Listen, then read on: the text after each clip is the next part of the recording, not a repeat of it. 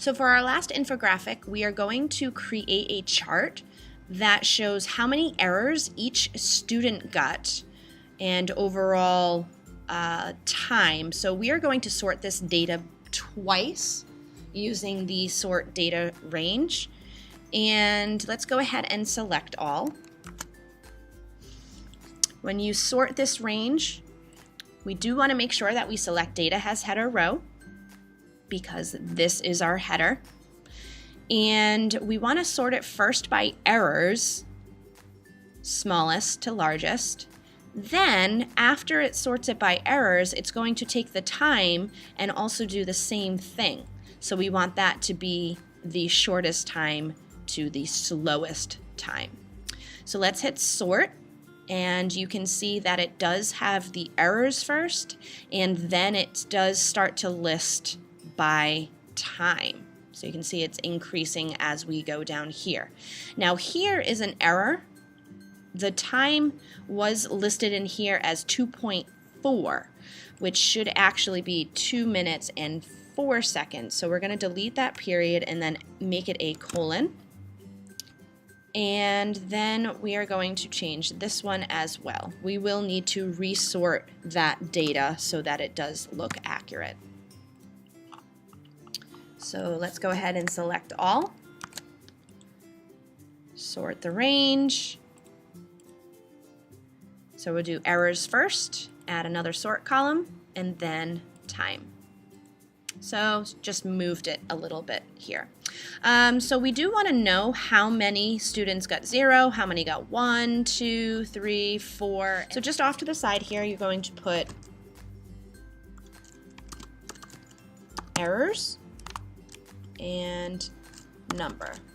So we have 0 errors, 1 error, 2, 3, 4, 5, 6, and then this one here will be 7 or more.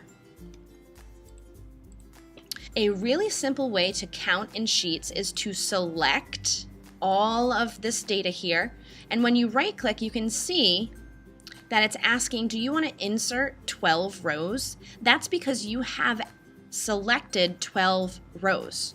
So that number is actually how many you have selected.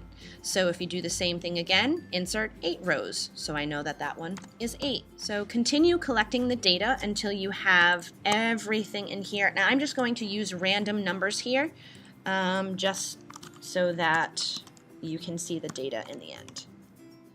So I'm going to select this, and I want to insert a chart. But I want to make this a pie chart. So I'm going to select, and you can choose any one of these pie charts. Now the cool thing about the pie chart is you can change the colors in here. So let's go ahead and click on our pie slices. So we have pie slice 0. So this is showing me what 0 looks like. And in your color chart, you will have noticed that it's pretty much set up in a rainbow. But you can see that these colors here are also related to these colors down here. So this is the hue or the color, and then there are different tints, and the darker colors are called shades. So you want to select a row or a column that will be able to look very much related to color. So whether it's by tone, so maybe they're all having the same light tone, or maybe they have all the same hue. So I'm actually going to select this row right here. So I'm going to start at 0 with that color, and then this color here with this color, and so forth and so on. And you'll see it start to look like the colors belong together. All right, and if the colors do look very close, you can just skip ahead to the next value there. And that looks nice. So there are other adjustments that you can make in here. So if you go into pie chart, you can actually change the donut hole. So maybe you want it to be small, maybe you do not want one, but there are many options that you can choose here. Do you want the label to be a percentage? Maybe you don't want a label, maybe you want a value. So this is actually showing you that these are 12 students, 8 students, 3 students, and so forth and so on.